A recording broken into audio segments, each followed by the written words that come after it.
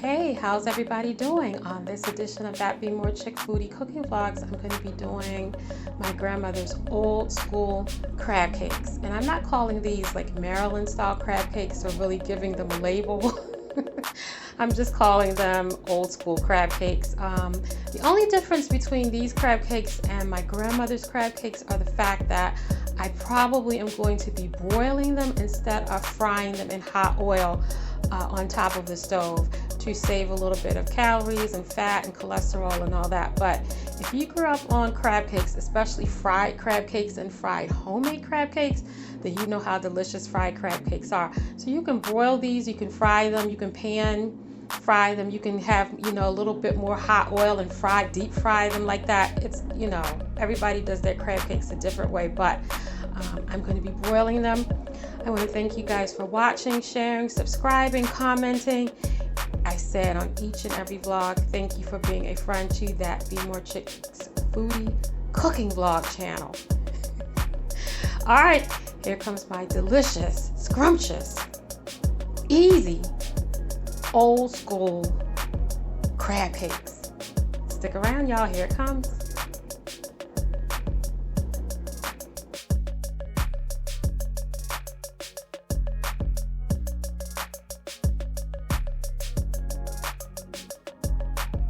All right, so I got my ingredients together. I've got some crab meat that says back fin blended. That Be More can't afford to be getting, 100% jumbo lump and back fin and all that. So this should do. If all you have is claw meat, I prefer not to use claw meat in crab cakes, but plenty of times my grandmother would use the claw meat because that's all we had. So, use what you have, but back fin is best, but like I said, and jumbo lump is best and all that, but hey, you have to get what you can get. Gotta have that Old Bay. Got some fresh lemon juice, paprika, onion powder, a little mayo, mustard. I don't have the eggs out. That's for my part of my binder. So I also have one big egg that I'm going to get out of the refrigerator. That's just tartar sauce and cocktail sauce for, later, because I like to dip a little piece of my crab cake in one of these sauces. And I'm going to be using some cracker crumbs, saltine cracker crumbs for as part of the binder for my crab cake. So all right, and a little melting butter. I thought it was melted, but I see that piece is still, hanging on. So, all right, let's get ready to make some crab cakes, y'all. All right, y'all, let's get ready to mix some crab cakes up together. So, my crab meat is right in my bowl. I added one egg, and I kind of just whisked that up in the bowl. Some people take the wet ingredients and do it separate. I don't have time for that. So about a third of a cup of mayo. I'm going to do a little Dijon mustard, onion powder, paprika I'm going to save for last because that's what I'm going to use when I broil my crab cakes to get them nice and golden along with some of the melted butter. A little Old Bay.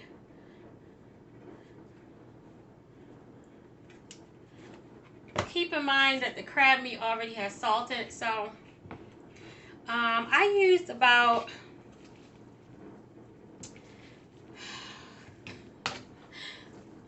almost a tablespoon of Old Bay. That's it. I'm not adding any extra salt to this. And I took some saltine crackers, and all I did was crush them up. In fact, I took a cup and put the crackers in this little bag and just crushed them up like this. So I did not use a food processor or anything like that. Just add those. And you don't want to stir it, but you just kind of want to incorporate the crab meat, and you can use your hands. You don't want to break it up a lot, But you want to make sure everything is incorporated. And I'm also going to use about a tablespoon of the melted butter, and I've got a little bit left, and I'm going to get some more butter. And you know, this is when I'm going to use my clean hands. So, because this is the way my grandmother did it, and that's the way I'm going to do it. So, you notice I'm not doing this. I'm like, right, just kind of folding.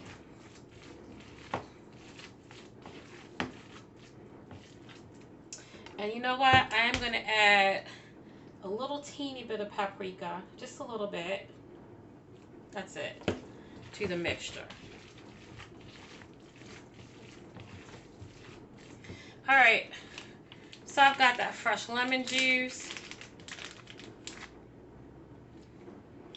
Nothing wrong with using your clean hands, y'all. And I had some leftover lemon from when I steamed some shrimp.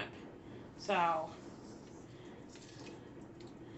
I'm going to get about a teaspoon of fresh lemon in there. That's it.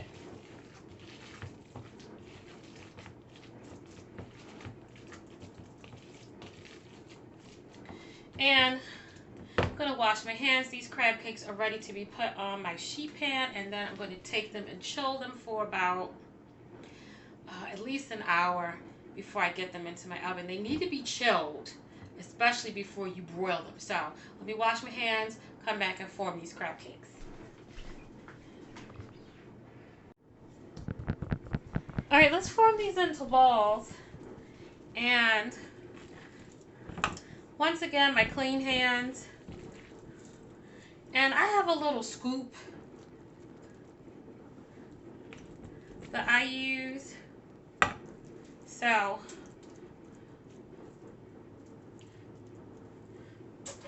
I'm going to do this fairly quickly. There's a little bit of non-stick spray on my sheet pan.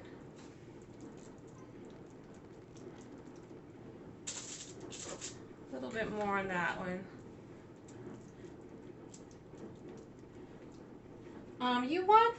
You don't want them flat. So, you want them kind of like these little balls like this. But you don't want them flattened out, because then you'll have like some whack crab cakes. Have you ever seen some people's crab cakes and they're like almost as flat as little pancakes?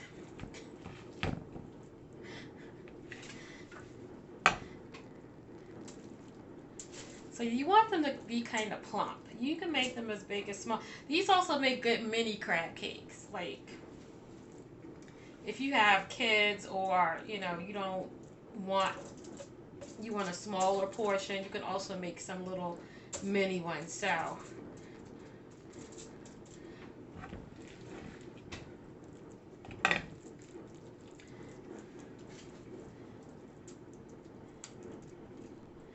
I'm just going to finish rolling out the rest of these crab cakes. I got about 7 really plump little crab cakes out of my mixture. So the last thing I'm going to do is I'm going to get a little paprika on the top of each one. Just a little bit. You don't have to go crazy. And be very careful. A little of the Old Bay.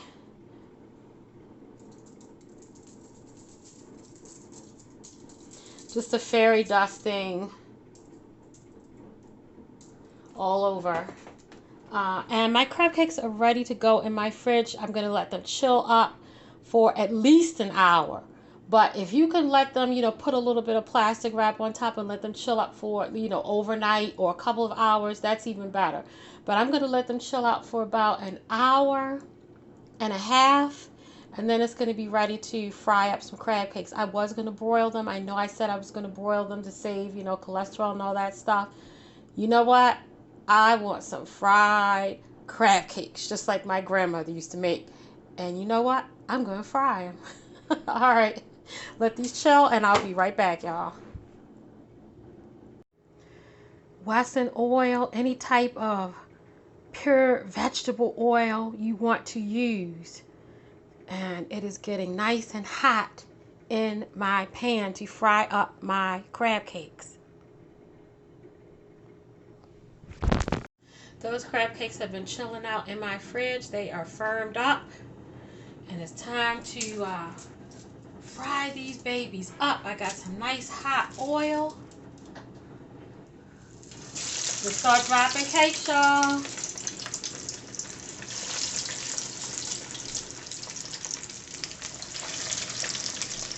Love that sizzle. And you don't want your heat smoking, your oil smoking, but you want it very hot.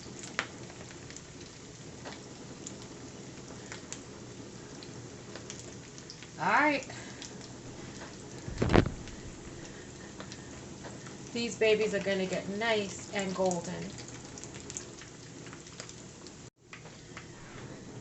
Let's flip these babies over.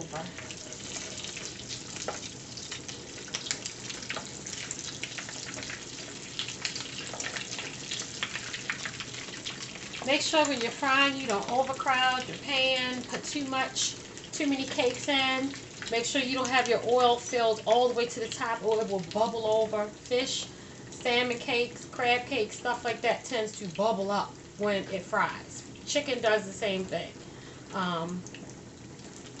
So we're going to fry these for a couple more minutes on this side. Keep in mind that the crab meat is already cooked. So we're just like, you know, heating everything through. So I'm just going to keep on frying up these batches of crab cake. I have one more batch. Alright. They're looking nice and golden and this kitchen smells amazing. Alright y'all, these cakes is getting ready to come out. Just going to drain them on a paper towel. Look how nice and golden. Look at that. Crab cake. Do this one a little bit more on this side.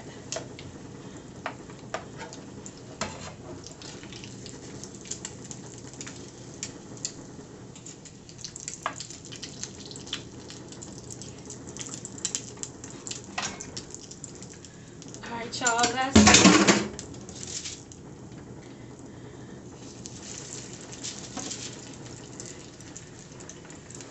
drop these in.